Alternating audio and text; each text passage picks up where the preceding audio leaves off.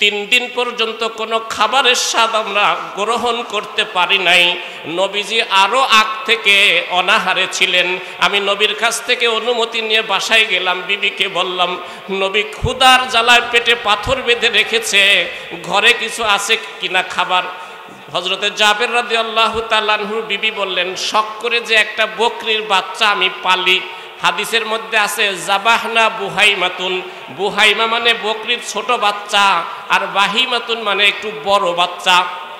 হযরতে জাবের রাদিয়াল্লাহু তাআলা আনহু বললেন, ওটাই জবাই করব, আমি গোশত বানাই।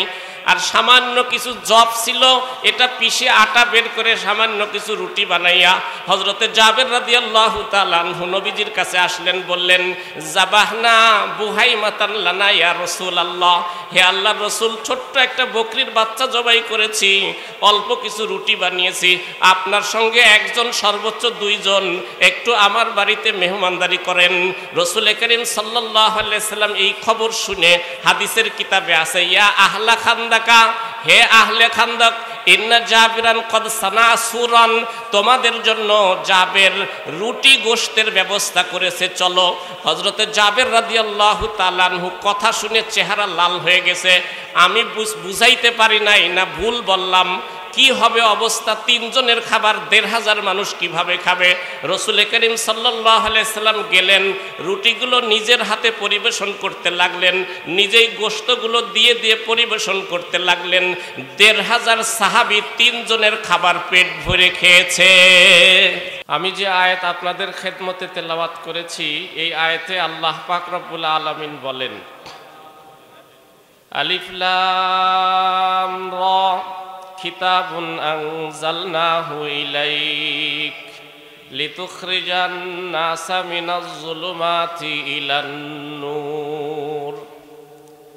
আলিফ লাম রা, এই শব্দের ব্যাখ্যা অনেক দীর্ঘ। সামনে আল্লাহ পাক রব্বুল আলামিন বলেন, কিতাবুন আনজালনাহু ইলাইক, ওগো নবী, কোরআন নামের এই কিতাবখানা আমি আপনার উপরে নাজিল করেছি, লিতুখরিজান নাসা মিনাজ যুলুমাতি ইলান নূর, যেন কোরআন শিক্ষার আলো দিয়ে আপনি মানুষকে অন্ধকার থেকে আলোয় নিয়ে আসতে পারেন। কোরআন শিক্ষার আলো দিয়ে আপনি মানুষকে গুমরাহির অন্ধকারাচ্ছন্ন রাস্তা থেকে জান্নাতের রাস্তা দেখাইতে পারেন।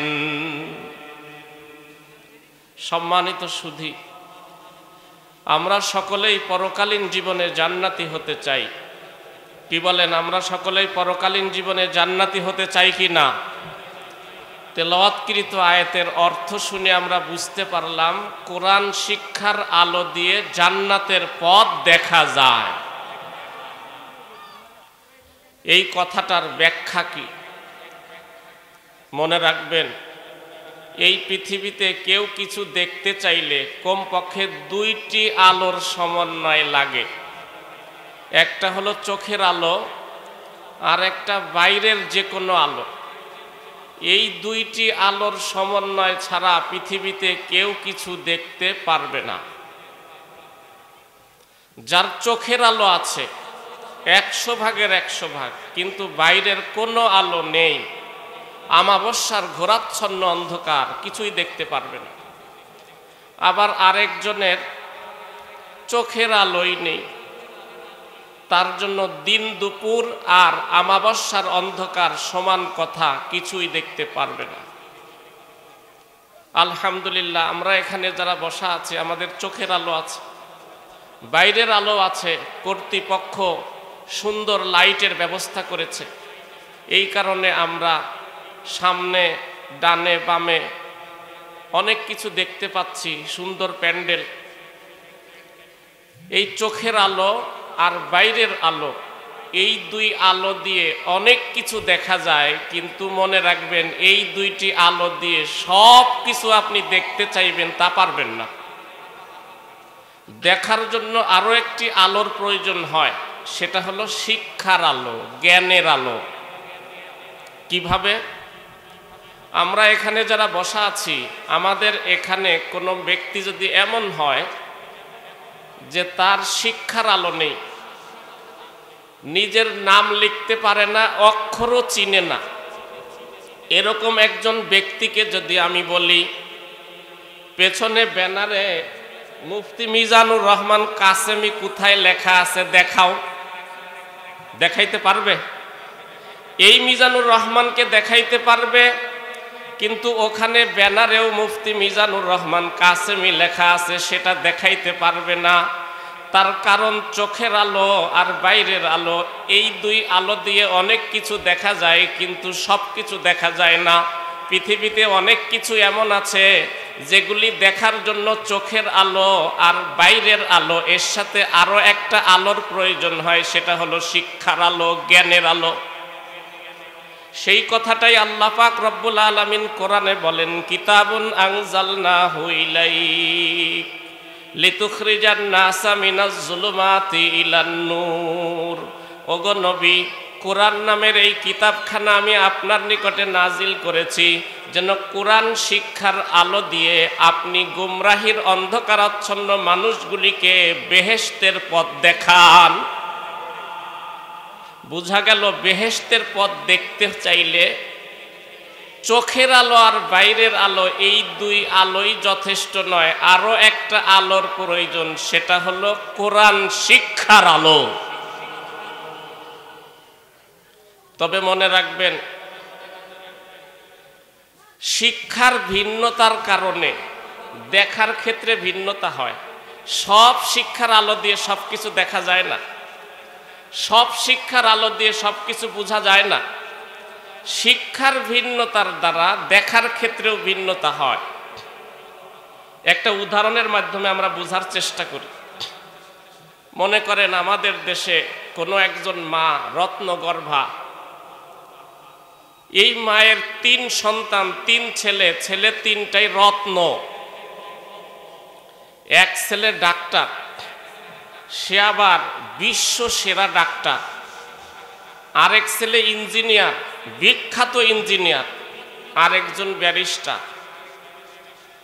মায়ের ডাক্তার ছেলে দূরে থাকে, অনেক দূরে, মা থাকেন ব্যারিস্টার আর ইঞ্জিনিয়ারের বাসায়। কি বলেন, আমাদের দেশে এই ধরনের সন্তানের মাকেই রত্নগর্ভা বলে।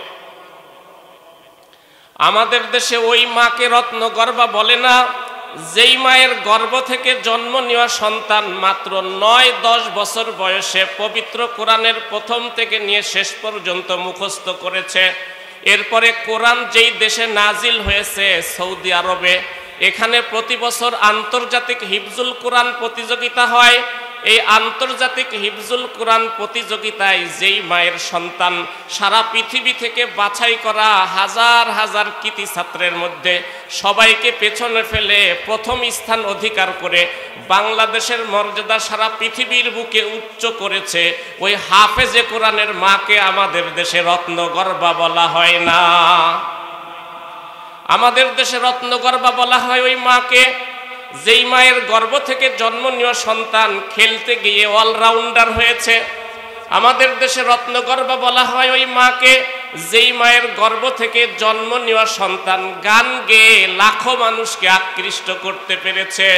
কিন্তু যেই মায়ের গর্ভ থেকে জন্ম নেওয়া সন্তান মাত্র 9-10 বছর বয়সে পবিত্র কোরআনের প্রথম থেকে নিয়ে শেষ পর্যন্ত মুখস্থ করল, আন্তর্জাতিক হিফজুল কোরআন প্রতিযোগিতায় প্রথম স্থান অধিকার করে বাংলাদেশের লাল সবুজের পতাকা সারা পৃথিবীর সমস্ত বিশ্ব, সারা পৃথিবীর সব দেশকে পেছনে ফেলে প্রথম স্থান অধিকার করলো, ওই হাফেজে কোরআনের মাকে আমাদের দেশে রত্নগর্ভা বলে না। আমাদের দেশে অনেক কৃতি ছাত্রকে সংবর্ধনা দেওয়া হয়, কিন্তু এমন হাফেজে কোরআন যে আন্তর্জাতিক মানের হাফেজে কোরআন, তাকে সংবর্ধনার ব্যবস্থা করা হয় না। খেলতে গিয়ে পাশের দেশে বিজয়ী হয়েছে, এতটুকুর জন্য সংবর্ধনা দেওয়া হয়। অথচ সারা পৃথিবীর মধ্যে চ্যাম্পিয়ন হইল, সারা পৃথিবীর মধ্যে বাংলাদেশের মর্যাদাকে সমুন্নত করল, সেই হাফেজে কোরআনকে সংবর্ধনা দেওয়া হয় না। দুঃখজনক হলেও সত্য। তো বলতেছিলাম, এমন মা যেই মায়ের 3 ছেলে 3 জনই রত্ন, একজন হলো ডাক্তার, আরেকজন ব্যারিস্টার, আরেকজন ইঞ্জিনিয়ার। মায়ের ডাক্তার ছেলে একটু দূরে থাকে, মা থাকেন ইঞ্জিনিয়ার আর ব্যারিস্টারের বাসা। হঠাৎ করে মায়ের পেটে প্রচণ্ড ব্যথা। মায়ের ইঞ্জিনিয়ার আর ব্যারিস্টার দুই ছেলে মাকে তাড়াতাড়ি হসপিটালে নিয়ে গেল। অভিজ্ঞ ডাক্তার অনেকগুলো টেস্ট দিল, টেস্ট এর রিপোর্ট দেখে ডাক্তার মেডিসিন লিখল, বলল 2 সপ্তাহে মেডিসিন খাওয়ান, এরপরে 2 সপ্তাহ পরে নিয়ে আসবেন। এর ভিতরে একদিন পরে ওই মায়ের ডাক্তার ছেলে এসেছে, এসে মাকে বলল, মা তোমার প্রেসক্রিপশনটা কোথায়? মা প্রেসক্রিপশন বের করে দিলেন। প্রেসক্রিপশনের বাম পাশে অনেকগুলো টেস্ট। জিজ্ঞেস করলো, মা তোমার টেস্টের রিপোর্টগুলো কোথায়? মা টেস্টের রিপোর্টগুলো বের করে দিলেন। ডাক্তার ছেলে টেস্টগুলো দেখে আর বলে, এই সমস্যা, এটাই কোনো সমস্যা নাই, এই সমস্যা, এই সমস্যা, এটাই কোনো সমস্যা নেই। হঠাৎ করে এক্সরের কালো ফিল্মটিও দেখল, দেখে বলল, মা তোমার শরীরে তো ছোট্ট একটা প্রবলেম ধরা পড়েছে, চিন্তার কোনো কারণ নাই, ছোট্ট একটু অপারেশন লাগবে, তোমার গল ব্লাডারে পাথর দেখতে পাচ্ছি। আমার প্রশ্ন হলো, মায়ের এই যে টেস্টের রিপোর্টগুলো তার ব্যারিস্টার আর ইঞ্জিনিয়ার ছেলে অনেকবার দেখছে, কিছুই বোঝে নাই। মায়ের এক্সরের কালো ফিল্মটি ইঞ্জিনিয়ার আর ব্যারিস্টার অনেক দেখছে, কিন্তু পাথর চোখে ধরা পড়ে নাই, দেখতে পারেনি।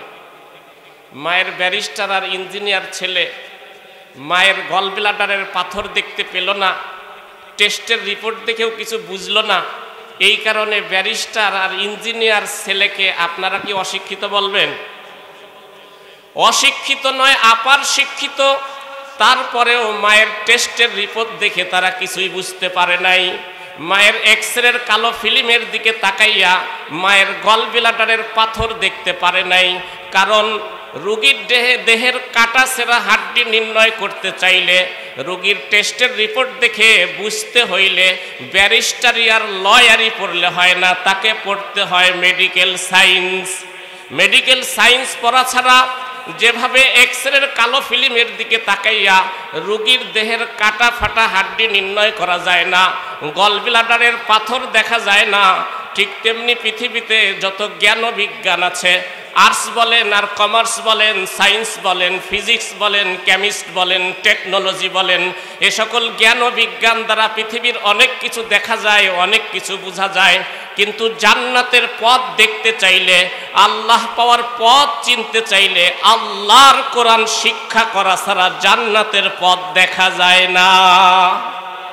সেই কথাই আল্লাহ পাক রব্বুল আলামিন বলেন, কিতাবুন আনজালনাহু ইলাইক, ওগো নবী, কোরআন নামের কিতাবখানা আমি আপনার উপরে নাজিল করেছি, যেন কোরআন শিক্ষার আলো দিয়ে গুমরাহির অন্ধকারাচ্ছন্ন মানুষগুলোকে আপনি জান্নাতের পথ দেখাতে পারেন। ভাইরা আমার, আমরা সকলেই দুনিয়ার জীবনে সফল কাম হতে চাই, দুনিয়ার জীবনে সার্থক হতে চাই, পরকালীন জীবনে জান্নাতি হতে চাই। কি বলেন, আমরা দুনিয়ার জীবনে সফল এবং সার্থক হতে চাই না? পরকালীন জীবনে জান্নাত চাই। আল্লাহ পাক রব্বুল আলামিন মানুষ যেন দুনিয়ার জীবনে সফল আর সার্থক হতে পারে, পরকালীন জীবনে মানুষ যেন সবাই জান্নাতি হতে পারে, এই জন্য আল্লাহ পাক রব্বুল আলামিন যেদিন থেকে মানুষ পৃথিবীতে পাঠাতে শুরু করেছেন, সেদিন থেকেই আল্লাহ তাআলা কিভাবে মানুষ দুনিয়াতে জীবন যাপন করলে সফল আর সার্থক হবে, পরকালে জান্নাতি হতে পারবে, এই জন্য আল্লাহ পাক রব্বুল আলামিনের সাথে একজন টিচার পাঠাতে শুরু করেছেন, শিক্ষক পাঠাতে শুরু করেছেন, প্রশিক্ষক পাঠাতে শুরু করেছেন। হযরতে আদম আলাইহিস সালাম থেকে নিয়ে আখেরি নবী মুহাম্মদ আরবি সাল্লাল্লাহু আলাইহি সাল্লাম পর্যন্ত 1 লক্ষ বা মতান্তরে 2,24,000 পয়গম্বর, এরা হলো প্রশিক্ষক, এরা হলো টিচার, এরা হলো শিক্ষক। আর হযরত আদম আলাইহিস সালামের সহিফা থেকে নিয়ে কোরআন পর্যন্ত 104খানা কিতাব, এটা হলো মানুষের জন্য গাইড।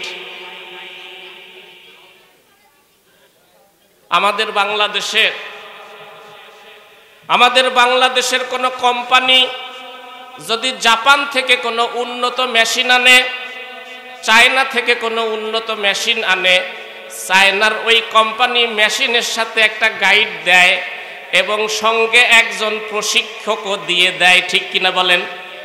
দিয়ে দেয়। ওই গাইড এবং ওই প্রশিক্ষক সে এসে কি করে, এসে বাংলাদেশে কিছু ভালো মেধাবী ছাত্রদেরকে প্রশিক্ষণ দিতে থাকে আর এক্সপার্ট তৈরি করতে থাকে।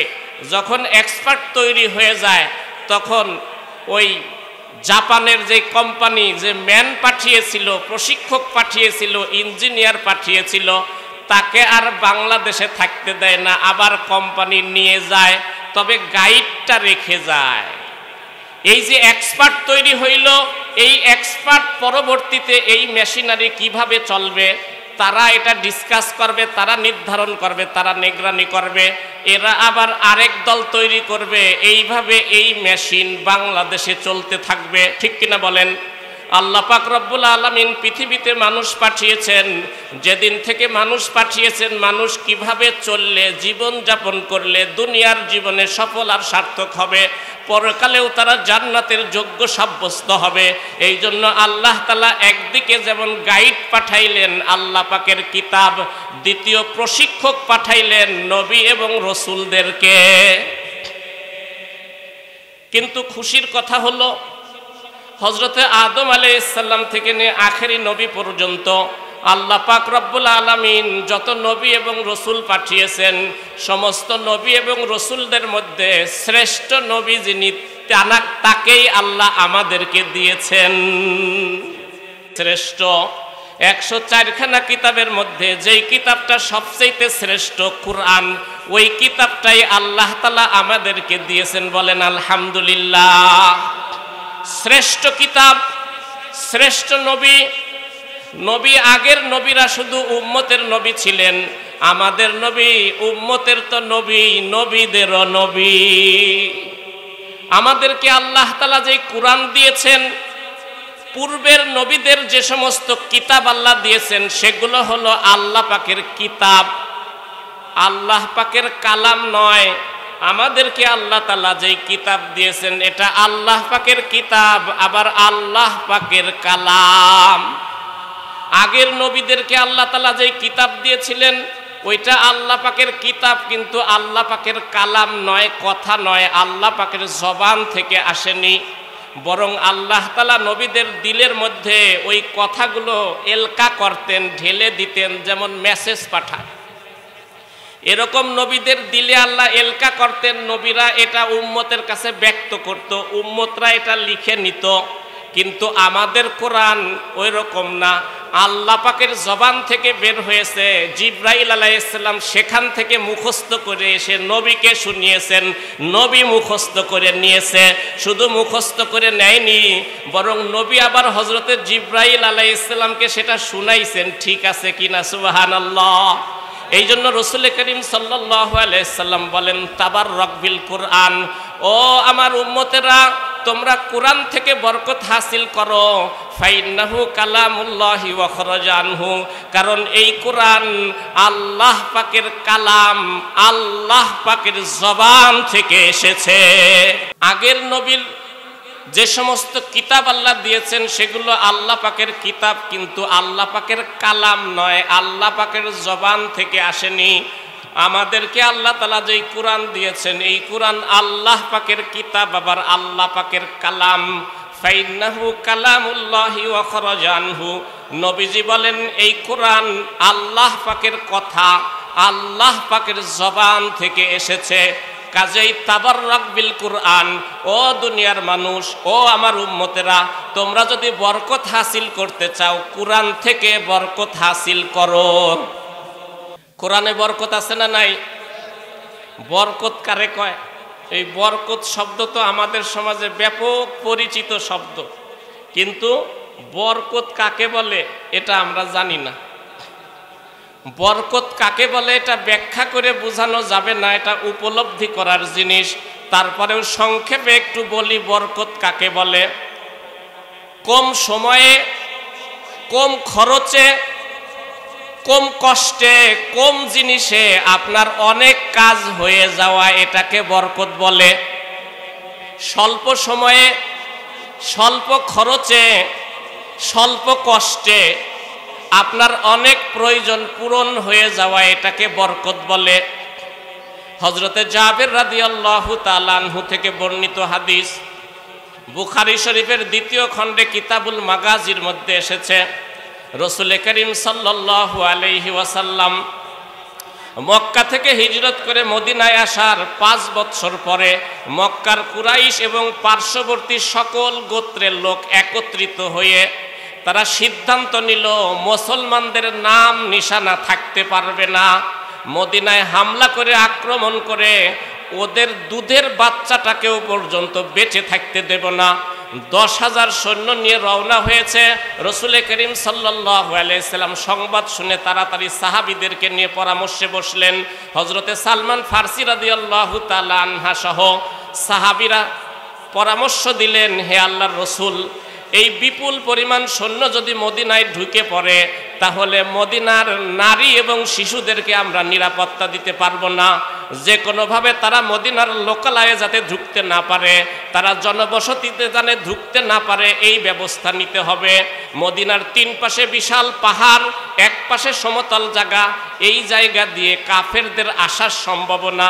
দ্রুত সিদ্ধান্ত নিল এই পাহাড় থেকে নিয়ে ওই পাহাড় পর্যন্ত পুরাটা এমন খাল খনন করা হবে যেই খাল অতিক্রম করে ওরা যাতে লোকালয়ে আসতে না পারে। যদি আসার চেষ্টা করে এই পাশ থেকে তাদেরকে তীর মেরে তাদেরকে প্রতিরোধ করা হবে। সিদ্ধান্ত অনুযায়ী সাহাবা একরাম আজমাইনকে নবী করিম সাল্লাল্লাহু আলাইহি সাল্লাম 10 হাত করে ভাগ করে দিলেন। সাহাবা একরাম আজমাইন কাটতে শুরু করলেন, খাল কাটতে শুরু করলেন। খাল কাটতে কাটতে একটা জায়গায় এত বড় একটা পাথর, যেই পাথরটা কেউ আর ভাঙতে পারছে না। নবী করিম সাল্লাল্লাহু আলাইহি সাল্লামকে বলা হইল, নবী করিম সাল্লাল্লাহু আলাইহি সাল্লাম বলেন, আনা নাজিলুন, আচ্ছা আমি দেখি। নবীজি যখন এই পাথরটা ভাঙার জন্য নামলেন, হযরতে জাবের রাদিয়াল্লাহু তাআলা আনহু বলেন, আমি নবীর পেটের সাথে পাথর বাঁধা দেখলাম। হযরতে জাবের রাদিয়াল্লাহু তাআলা আনহু বলেন, 3 দিন পর্যন্ত কোনো খাবারের স্বাদ আমরা গ্রহণ করতে পারি নাই। নবীজি আরও আগ থেকে অনাহারে ছিলেন। আমি নবীর কাছ থেকে অনুমতি নিয়ে বাসায় গেলাম, বিবিকে বললাম, নবী ক্ষুধার জ্বালায় পেটে পাথর বেঁধে রেখেছে, ঘরে কিছু আছে কিনা খাবার। হযরতে জাবের রাদিয়াল্লাহু তাআলা আনহুর বিবি বললেন, শখ করে যে একটা বকরির বাচ্চা আমি পালি। হাদিসের মধ্যে আছে জাবাহনা বুহাইমাতুন, বুহাইমা মানে বকরির ছোট বাচ্চা, আর বাহিমাতুন মানে একটু বড় বাচ্চা। হযরতে জাবের রাদিয়াল্লাহু তাআলা আনহু বললেন, ওটাই জবাই করব, আমি গোশত বানাই। আর সামান্য কিছু জব ছিল, এটা পিষে আটা বের করে সামান্য কিছু রুটি বানাইয়া হযরতে জাবের রাদিয়াল্লাহু তাআলা আনহু নবীজির কাছে আসলেন, বললেন, জাবাহনা বুহাইমাতান লানা ইয়া রাসূলুল্লাহ, হে আল্লাহর রাসূল, ছোট্ট একটা বকরির বাচ্চা জবাই করেছি, অল্প কিছু রুটি বানিয়েছি, আপনার সঙ্গে একজন সর্বোচ্চ 2 জন একটু আমার বাড়িতে মেহমানদারি করেন। রাসূল করিম সাল্লাল্লাহু আলাইহি সাল্লাম এই খবর শুনে হাদিসের কিতাবে আছে, ইয়া আহলা খান্দাকা, হে আহলে খান্দক, ইন্না জাবিরান কদ সানা সুরান, তোমাদের জন্য জাবের রুটি গোশতের ব্যবস্থা করেছে, চলো। হযরতে জাবের রাদিয়াল্লাহু তাআলা আনহু কথা শুনে চেহারা লাল হয়ে গেছে। আমি বুঝাইতে পারি নাই না ভুল বললাম, কি হবে অবস্থা, 3 জনের খাবার 1,500 মানুষ কিভাবে খাবে। রাসূল করিম সাল্লাল্লাহু আলাইহি সাল্লাম গেলেন, রুটিগুলো নিজের হাতে পরিবেশন করতে লাগলেন, নিজেই গোশতগুলো দিয়ে দিয়ে পরিবেশন করতে লাগলেন। 1,500 সাহাবী 3 জনের খাবার পেট ভরে খেয়েছে। বরকত কাকে বলে? বরকত আমরা বুঝি না। হাদিসের মধ্যে এমন বহু ঘটনা রয়েছে। হযরতে আবু হুরায়রা রাদিয়াল্লাহু তাআলা আনহু বলেন, ক্ষুধার জ্বালা সহ্য করতে না পেরে আমি নবী করিম সাল্লাল্লাহু আলাইহি সাল্লামের সাথে হুজরার দিকে রওনা হইলাম। নবী যদি জিজ্ঞাসা করে, ও আবু হুরায়রা কিছু খেয়েছো কিনা, তখন আমি বলবো কিছু খাবারের ব্যবস্থা হতে পারে। আহলে সুফফাতে যারা ছিল সবাই অনাহারে অর্ধহারে। নবী করিম সাল্লাল্লাহু আলাইহি সাল্লাম নিজেও ক্ষুধার্ত, ঘরে গেলেন, 1 পেয়ালা দুধ। হযরতে আবু হুরায়রা রাদিয়াল্লাহু তাআলা আনহু মনে মনে ভাবলেন, এই 1 পেয়ালা দুধ আমিই পান করব না নবী পান করবে। নবী হযরত আবু হুরায়রা বললেন, আহলে সুফফার যত সদস্য আছে সবাইকে ডেকে নিয়ে আসো। হযরতে আবু হুরায়রা রাদিয়াল্লাহু তাআলা আনহু মনে মনে ভাবলেন, এই 1 পেয়ালা দুধ তো একজনেরই হয় না, এ আহলে সুফফাতে যারা আছে সবাইকে ডেকে আনলে তো এক ফোঁটা করেও হবে না। হাদিসের কিতাব খুলে দেখেন, আহলে সুফফাতে যত সাহাবী ছিল সমস্ত সাহাবী পেট ভরে পান করেছে। এরপরে হযরতে আবু হুরায়রা রাদিয়াল্লাহু তাআলা আনহুর চেহারা দেখে নবী বুঝতে পেরেছেন, বললেন আবু হুরায়রা পান করো। আবু হুরায়রা রাদিয়াল্লাহু তাআলা আনহু পেট ভরে পান করেছেন, নবী বলেন আরো পান করো।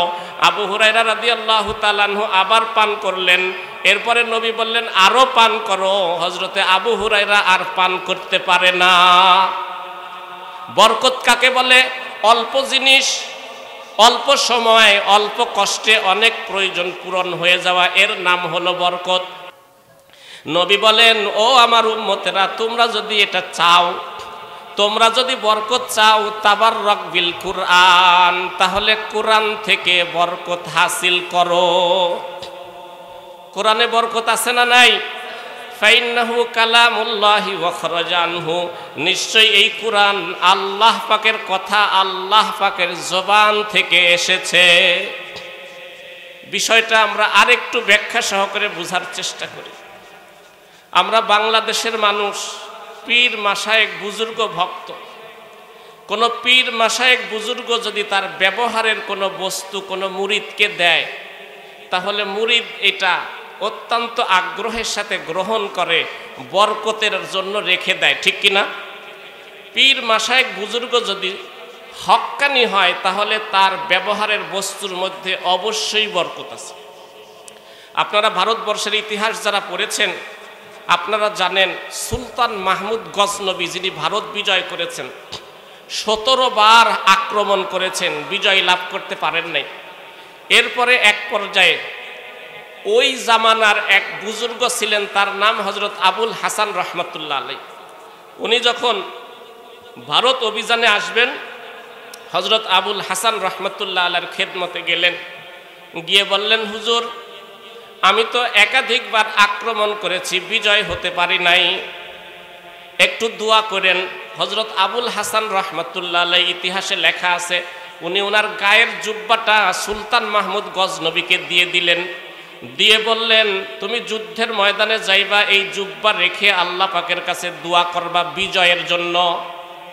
ঠিকই যখন এই জুব্বা নিয়ে গেছে এবং দোয়া করেছে, আল্লাহ, এই জুব্বার যিনি মালিক তিনি আপনার বন্ধু, তিনি আমাকে বলেছে এই জুব্বার বরকতে তুমি বিজয় দান করো। ঠিকই বিজয় দান করছে। বিজয়ের পরে হযরতে আবুল হাসান রহমাতুল্লাহ আলাইহির সাথে সুলতান মাহমুদ গজনবী দেখা করতে গেছে। আবুল হাসান রহমাতুল্লাহ আলাইহি জিজ্ঞাসা করলে, জুব্বা রেখে কি দোয়া করেছিলে, কি চেয়েছিলে? কয়, চেয়েছিলাম ভারতবর্ষ যেন মুসলমানদের হাতে চলে আসে, আমরা যেন বিজয় লাভ করতে পারি, দিল্লির সিংহাসন দখল করতে পারি। হযরতে আবুল হাসান রহমাতুল্লাহ আলাইহি বললেন, আরে তুমি এতটুক চাইছো? তুমি যদি আল্লাহ পাকের কাছে দোয়া করতে, আল্লাহ সারা পৃথিবীতে ইসলাম প্রতিষ্ঠা করব, এই জুব্বার বরকতে তুমি গোটা পৃথিবীতে আমার বিজয় দান করো, গোটা পৃথিবীতে তুমি বিজয় লাভ করতে। পীর মাশায়েখ বুজুর্গদের ব্যবহারের বস্তুর মধ্যে বরকত আছে না নাই? নবী এবং রসুলদের ব্যবহারের বস্তুর মধ্যেও বরকত আছে। কোরআনেই আল্লাহ পাক রব্বুল আলামিন বলেছেন, ওয়াকালা লাহুম নাবিয়ুহুম ইন্না আয়াতা মুলকিহি আয়াতিয়াকুমুত তাবুতু ফীহি সাকিনাতুম মির রাব্বিকুম ওয়া বাকিয়াতুম মিম্মা তারাকা আলু মূসা ওয়া আলু হারুনা তাহমিলুহুল মালাইকা। হযরতে মূসা আলাইহিস সালাম, হযরতে হারুন আলাইহিস সালাম বনি ইসরাইলের নবী ছিলেন। ওনাদের ইন্তেকালের পরে বনি ইসরাইল ওনাদের ব্যবহারের কিছু বস্তু একটা বাক্সের মধ্যে যত্ন সহকারে রেখে দিয়েছিল। কোরআনে এটাকে তাবুত বলছে, কাঠের বাক্স।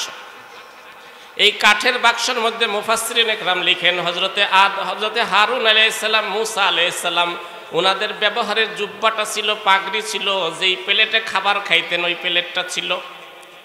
এটাকে বরকতের জন্য বনি ইসরাইল রেখে দিয়েছিল। তারা যখন যুদ্ধে যাইতো এই বরকতের বাক্সটা সাথে করে নিয়ে যাইতো। প্রতিটা যুদ্ধে তারা বিজয় লাভ করত। তৎকালীন যুগের জালেম বাদশাহ জালুত, সে জানতে পারল ঘটনা এই, সৈন্য পাঠাইয়া তাদের কাছ থেকে এই বাক্সটা ছিনাইয়া নিয়ে গেল। তাফসিরের কিতাব খুলে দেখেন, এরপর থেকে নিয়ে পরের নবী হজরত শামবিল আলাইহিস সালাম আসার আগ পর্যন্ত বনি ইসরাইল বিপর্যস্ত ছিল, ওই বরকত থেকে বঞ্চিত ছিল। হজরতে শামবিল আলাইহিস সালাম তালুত নামে এক ব্যক্তি, বনি ইসরাইলের এক নেতা, এর মাধ্যমে ওই বাক্সটাকে জালুত থেকে উদ্ধার করিয়েছিলেন। কোরআনে আল্লাহ তাআলা ঘটনা বর্ণনা করে দিয়েছেন, তাহমিলুহুল মালাইকা, প্রকৃতপক্ষে ফেরেশতারা জালুত বাদশা থেকে এই বাক্সটা ছিনাইয়া এনে তালুতের হাতে দিয়েছিল। সুবহানাল্লাহ। নবী এবং রসুলদের ব্যবহারের বস্তুর মধ্যে বরকত আছে না নাই? আমার নবী মুহাম্মদ আরবি সাল্লাল্লাহু আলাইহি ওয়াসাল্লাম শরীর থেকে ঝরে পড়া একটা লোম, বুখারী শরীফের হাদিস, 4568 নম্বর হাদিস। এই লোমটা হজরতে উম্মে সালামা রাদিয়াল্লাহু তাআলা আনহার কাছে ছিল। হাদিসের এবারত হলো, ওয়াকানাত তুমসিকুহু ফি জুলজুলিন মিন ফিদ্দাতিন। আম্মাজান হজরতে উম্মে সালামা রাদিয়াল্লাহু তাআলা আনহা নবীর শরীর থেকে ঝরে পড়া এই লোমটাকে একটা কৌটার মধ্যে যত্ন সহকারে রেখে দিতেন। ওয়াকানা ইযা আসাবাল ইনসানা আইনুন আও শাইউন, মদিনার কোনো ব্যক্তি যদি জটিল কঠিন রোগে আক্রান্ত হইত, বাসা ইলাইহা মিখজাবাহু, কিছু পাত্রে পানি নিয়ে তারা উম্মে সালামা রাদিয়াল্লাহু তাআলা আনহার ঘরে যাইত। ফাখরাজাত মিন শারি রাসূলিল্লাহি সাল্লাল্লাহু আলাইহি ওয়াসাল্লাম, হযরতে উম্মে সালামা রাদিয়াল্লাহু তাআলা আনহা রূপার কৌটা থেকে নবীর শরীর থেকে ঝরে পড়া এই লোমটা বের করে ফাখাযাতহু লাহু ফাশারিবা মিনহু, পানিতে চুবাইয়া দিতেন। এই পানি রোগাক্রান্ত ব্যক্তি পান করে সুস্থ হয়ে যেত। নবীর শরীর থেকে ঝরে পড়া একটা লোমের মধ্যে বরকত।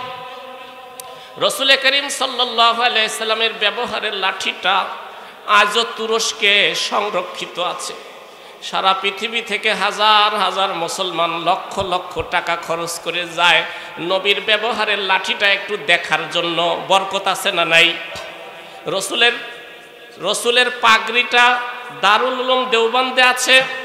রাসূল করিম সাল্লাল্লাহু আলাইহি সাল্লামের ব্যবহারের পাগড়িটা দারুল উলুম দেওবন্দের প্রধান ফটকের ডান পাশে। আমরা যখন ওখানে লেখাপড়া করেছি দেখেছি সারা পৃথিবী থেকে হাজার হাজার মুসলমান যায় নবীর ব্যবহারের পাগড়িটা এক নজর দেখার জন্য। এটা কাচের গিলাস দ্বারা আটকানো আছে, ধরা যায় না, শুধু দেখা যায়। ধরার যদি যাইতো তাহলে একটা একটা করে সুতা নিয়ে এতদিন নবীর পাগড়ি শেষ। এই জন্য কাচের গিলাসে আটকানো, মানুষ শুধু যায় দেখে চলে আসে বরকতের জন্য। কেউ প্রশ্ন করতে পারেন, হুজুর নবীজি আল্লাহ পাঠাইছেন আরবে, উনার ব্যবহারের পাগড়ি ইন্ডিয়া আসলো কিভাবে? উনার ব্যবহারের লাঠি তুরস্কে আসলো কিভাবে? আপনারা যারা ইতিহাস পাঠক আপনারা জানেন 1290 সালের পরে বনু উমাইয়া বনু আব্বাসিয়ার খেলাফত শেষ হইলে 1290 পর থেকে নিয়ে খেলাফতে উসমানী অটোমান সাম্রাজ্য যেটাকে বলে তুর্কির খেলাফত, এর অধীনে মক্কা মদিনা সহ প্রায় 75 লক্ষ বর্গ কিলোমিটার বিস্তৃত এলাকা যেটাকে খেলাফতে উসমানী বলে, প্রায় 650 থেকে 700 বছর পর্যন্ত এটা কায়েম ছিল। যখন আরব সহ এই সমস্ত অঞ্চলগুলো তুর্কির অধীনে পরিচালিত হইত তখন নবীর ব্যবহারের এই লাঠি আর পাগড়ি আর জুব্বাটা কেন্দ্রীয় রাজধানীতে নিয়ে আসা হয়েছিল। পরবর্তীতে প্রথম বিশ্বযুদ্ধের সময় 1914 সালে ফরাসি সাম্রাজ্য, ব্রিটিশ সাম্রাজ্য, চীন সাম্রাজ্য, রুশ সাম্রাজ্য এবং মার্কিন যুক্তরাষ্ট্র সবাই মিলে যখন এই খেলাফত ভেঙে দেওয়ার জন্য আক্রমণ শুরু করলো, হামলা শুরু করলো, ভারতবর্ষের উলামা একরাম বিশেষ করে উলামায়ে দেওবন্দ এরা এদের সাধ্যের সবটুকু দিয়ে খেলাফতকে রক্ষা করার চেষ্টা করেছিল। যদিও পারে নাই, পরবর্তীতে 1924 সালে খেলাফত বিলুপ্ত হয়ে গেছে, কিন্তু ওই খলিফা দ্বিতীয় আব্দুল মাজিদ এই উলামায়ে দেওবন্দের এই চেষ্টার স্বীকৃতি হিসাবে তাদের প্রতি কৃতজ্ঞতা জানাইয়া নবীর ব্যবহারের পাগড়িটা দারুল উলুম দেওবন্দে পাঠিয়ে দিয়েছিল। রাসূল করিম সাল্লাল্লাহু আলাইহি সাল্লামের ব্যবহারের বস্তুর মধ্যে বরকত আছে না নাই? পৃথিবীতে অনেক সময় অনেক নামি দামি ব্যক্তিদের ব্যবহারের বস্তু নিলামে বিক্রি হয়। অনেক বড় নেতা, অনেক বড় গায়ক, নায়ক, খেলোয়াড় তাদের ব্যবহারের বস্তু অনেক সময় নিলামে বিক্রি হয়, মানুষ কোটি কোটি টাকা দিয়ে কিনে নেয়, তার মধ্যে কোনো বরকত নাই, শুধু স্মৃতি হিসাবে রেখে দেয়। ঠিক কিনা বলেন?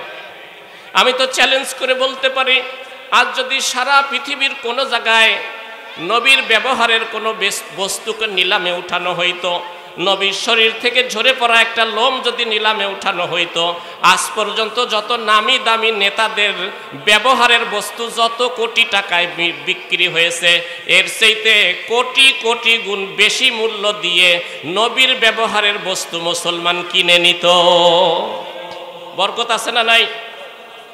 কাবা শরীফের সাথে যেই গিলাফ লাগে থাকে, প্রতি বছর এই গিলাফকে চেঞ্জ করা হয়। আগের বছরের গিলাফটা সৌদি আরবের রাজা বাদশারা এরা টুকরা টুকরা করে পৃথিবীর বিভিন্ন মুসলমান লিডার, বড় বড় ব্যক্তি তাদের কাছে হাদিয়া পাঠায়। মুসলমান ব্যক্তিত্ব এই কাবা শরীফের এক টুকরা গিলাফ পেয়ে এত খুশি হয়, কোটি কোটি টাকা দিলেও এই পরিমাণ খুশি হতো না। বরকত আছে না নাই? যেই কথাটা বলতে চাচ্ছি সেই কথাটা হলো, পীর মাশায়েখ বুজুর্গের ব্যবহারের বস্তুর মধ্যে যদি বরকত থাকতে পারে, নবী এবং রসুলদের ব্যবহারের বস্তুর মধ্যে যদি বরকত থাকতে পারে, কাবা শরীফের সাথে লেগে থাকার জন্য যদি বরকত আসতে পারে, তাহলে যেই জিনিসটা কোনো পীর মাশায়েখ বুজুর্গ থেকে আসে নাই, কোনো নবী রসুল থেকে আসে নাই, কাবা শরীফ থেকে আসে নাই, যেই কোরআনটা স্বয়ং আল্লাহ পাকের জবান থেকে এসেছে, ওই কোরআনে বরকত আছে না নাই? কম না বেশি? সেই কথাই তো নবী বলেন, তাবাররাক বিল কুরআন। ও দুনিয়ার মানুষ, বরকত যদি চাও তাহলে কোরআন থেকে বরকত হাসিল করো। ফাইন্নাহু কালামুল্লাহি ওয়া খরাজা আনহু, নিশ্চয়ই এই কোরআন আল্লাহ পাকের কথা, আল্লাহ পাকের জবান থেকে এসেছে। কোরআনে বরকত আছে না নাই? কোরআনে বরকত আছে, কিন্তু আমরা কোরআন থেকে দিন দিন শুধু দূরে সরে যাচ্ছি, কোরআন থেকে দূরে সরে যাচ্ছি। এবং আল্লাহ পাক রব্বুল আলামিন আমাদের জন্য যে প্রশিক্ষক পাঠিয়েছেন নবী রসুল, নবী রসুল দুনিয়া থেকে চলে গেছে, এখন নায়েবে নবী উলামা একরাম থেকেও দিন দিন দূরে চলে যাচ্ছি। বলেছিলাম আপনাদেরকে বোঝার জন্য একটা উদাহরণ দিয়ে, বিদেশি কোম্পানি যখন মেশিন পাঠায়, মেশিনের সাথে গাইড পাঠায় আর একজন প্রশিক্ষকও পাঠায়। যখন প্রশিক্ষক আবার কিছু এক্সপার্ট তৈরি করে, তখন প্রশিক্ষককে ওই কোম্পানি নিয়ে যায়। ঠিক তেমনি আল্লাহ পাক রব্বুল আলামিন মানুষের হেদায়েতের জন্য গাইড পাঠাইছেন কোরআন, আর প্রশিক্ষক পাঠিয়েছেন আখেরি নবী মুহাম্মদ আরবি সাল্লাল্লাহু আলাইহি ওয়াসাল্লামকে। নবী সাহাবীদেরকে তৈরি করে গেছেন, নবী সাহাবীদেরকে তৈরি করে গেছেন। যখন সাহাবীরা তৈরি হয়ে গেছে, এক্সপার্ট তৈরি হয়ে গেছে, আল্লাহ পাক নবীকে বললেন, ওগো নবী, আপনাকে পাঠিয়েছিলাম, আপনি তো একদল এক্সপার্ট তৈরি করে দিয়েছেন, এখন তারাই এটা চালাবে, আপনি এখন আমার কাছে চলে আসেন। নবী করিম সাল্লাল্লাহু আলাইহি সাল্লামকে আল্লাহ পাক উঠায় নিয়েছেন। সাহাবা একরাম আজমাইন তাবেঈদেরকে তৈরি করেছেন, তাবেঈরা তাবেঈদেরকে তৈরি করেছেন। এইভাবে কিয়ামত পর্যন্ত উম্মতের উলামা একরাম হইলেন উম্মতের প্রশিক্ষক। কোরআন আল্লাহ পাক পাঠিয়েছেন গাইড হিসাবে, নবী এবং রসুলদেরকে পাঠিয়েছেন প্রশিক্ষক হিসাবে। কাজেই নবী এবং রসুলগণ বলে গিয়েছেন, আল উলামা ও ওয়ারাসাতুল আম্বিয়া, উলামা একরাম হলেন নবীদের ওয়ারিস। আমরা যত দিন যাচ্ছে আল্লাহ পাকের পাঠানো শ্রেষ্ঠ গাইড কোরআন থেকেও দূরে চলে যাচ্ছি, আল্লাহ পাকের পাঠানো প্রশিক্ষক নবীগণের ওয়ারিস উলামা একরাম থেকেও দূরে চলে যাচ্ছি। কোরআন যারা মুখস্থ করে এদেরকে হাফেজে কোরআন বলে। এই হাফেজে কোরআনের সিনায় যে কোরআন লেখা থাকে, এই কোরআন কি দেখা যায়? হাফেজে কোরআনের সিনায় কোরআন লেখা থাকে, এটা দেখা যায় না। এই কোরআন যেখান থেকে এসেছে লৌহে মাহফুজ থেকে, ওই লৌহে মাহফুজে যে কোরআন লেখা আছে ওই কোরআনও দেখা যায় না। কাজেই হাফেজে কোরআনের সিনা এটা হলো লৌহে মাহফুজের নমুনা। এই কোরআন আল্লাহ পাক রব্বুল আলামিন একজন হাফেজে কোরআনের মাধ্যমে সংরক্ষণ করে যাচ্ছেন। মনে রাখবেন, ইহুদিরা হজরতে উজাইর আলাইহিস সালামকে আল্লাহ পাকের ছেলে বলে।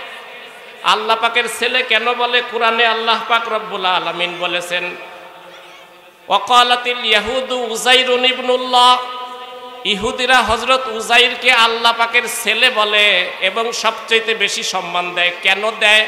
তাফসিরের কিতাব খুলে দেখেন, হজরতে উজাইর আলাইহিস সালামকে আল্লাহ পাক রব্বুল আলামিন কোনো একটা ঘটনাকে কেন্দ্র করে উনাকে আল্লাহ তাআলা সাময়িক মৃত্যু দিয়েছিলেন, বর্ণনা করেছেন। উনি এক জায়গায় বহু কতগুলো কঙ্কাল দেখলেন, প্রায় 10,000 মানুষের কঙ্কাল, শুধু হাড্ডি পড়ে আছে। এটা দেখে উনি মনে মনে ভাবতেছেন, এই কঙ্কালগুলো আল্লাহ তাআলা আবার সৃষ্টি করবেন, আবার মানে এই কৌতূহল একটু দেখার জন্য। সাথে সাথে উনি সাথে একটা গাধা ছিল আর কিছু খাবার ছিল, উনি ওইখানে ঘুমায়ে পড়লেন। 100 বৎসর পর্যন্ত ঘুমিয়েছিলেন, মানে মৃত্যু হয়ে গেছে ওনার।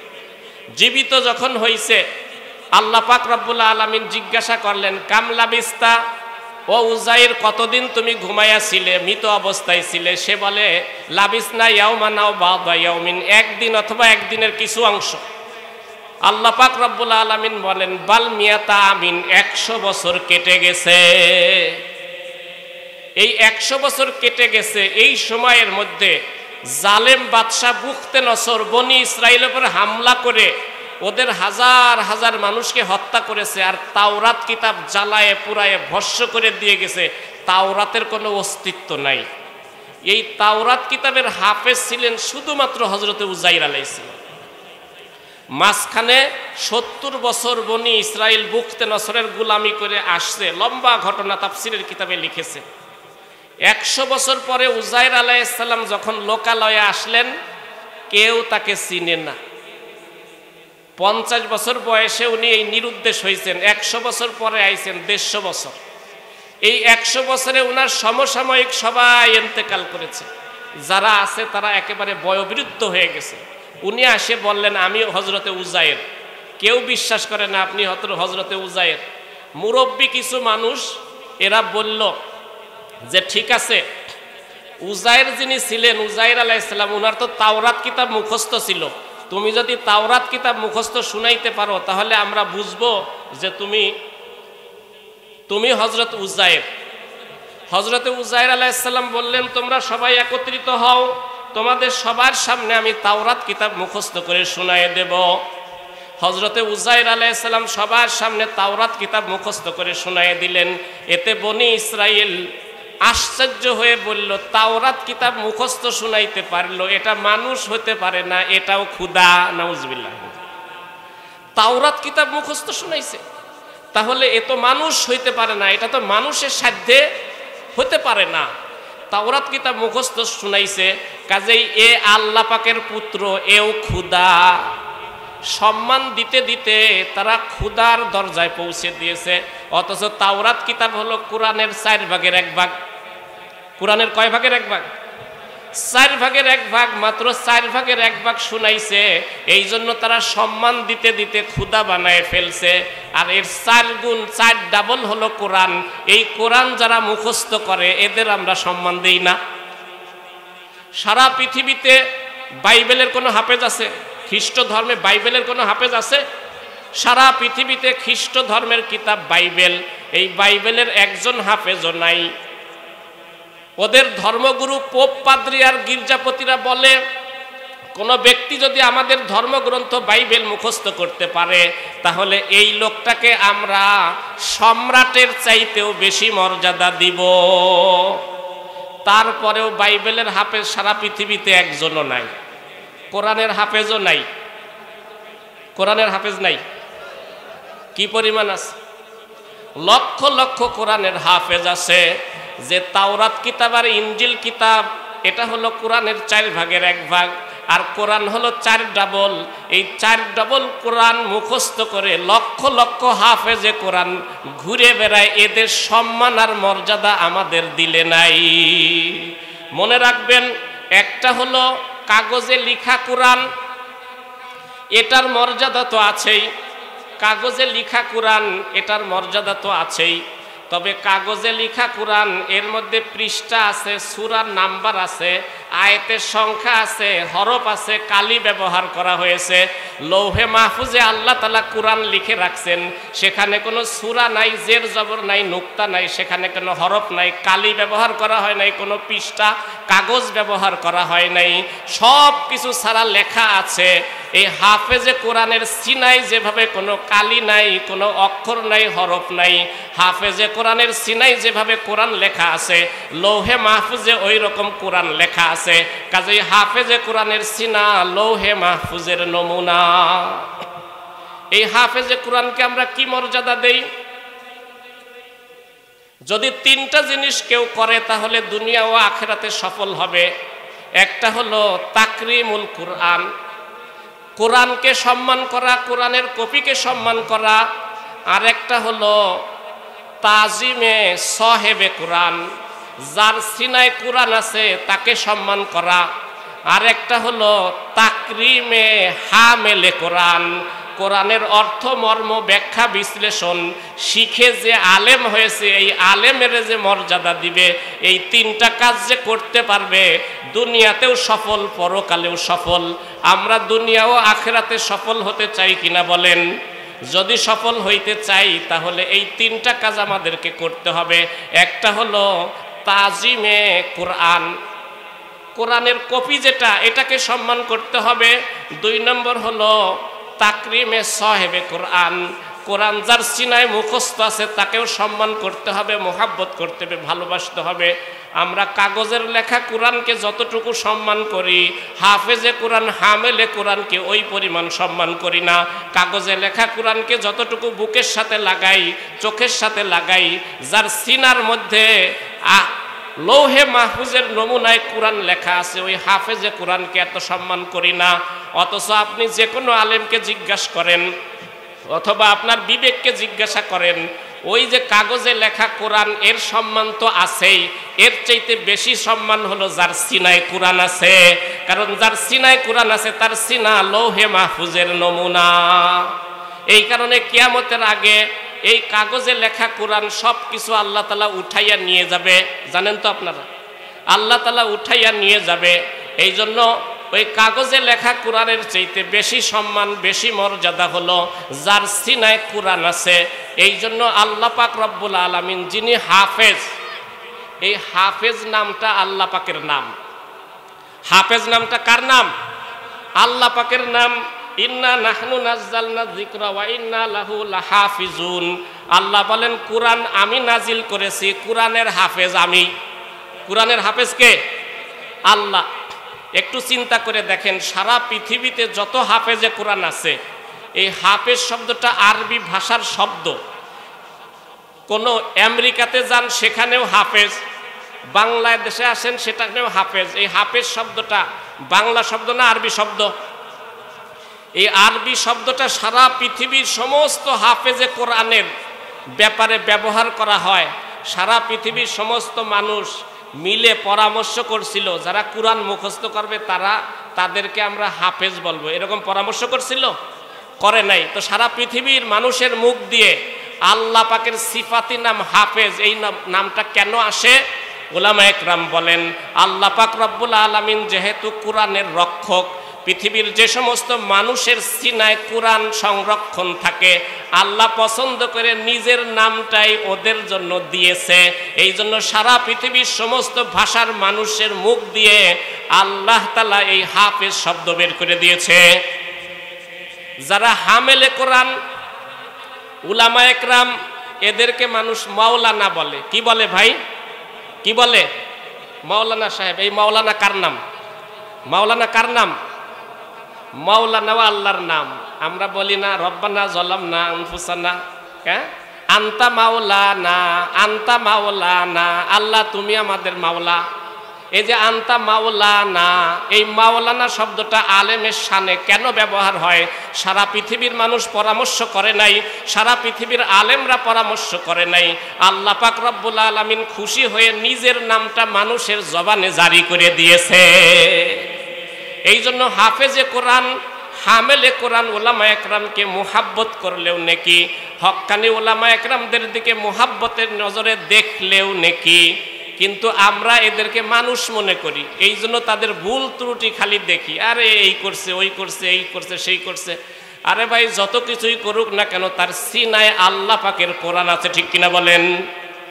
আল্লাহ পাক রব্বুল আলামিন আমাদেরকে কোরআনকে সম্মান করা, হাফেজে কোরআনকে সম্মান করা এবং উলামা একরামকে সম্মান করা, মোহাব্বত করার তৌফিক দান করেন।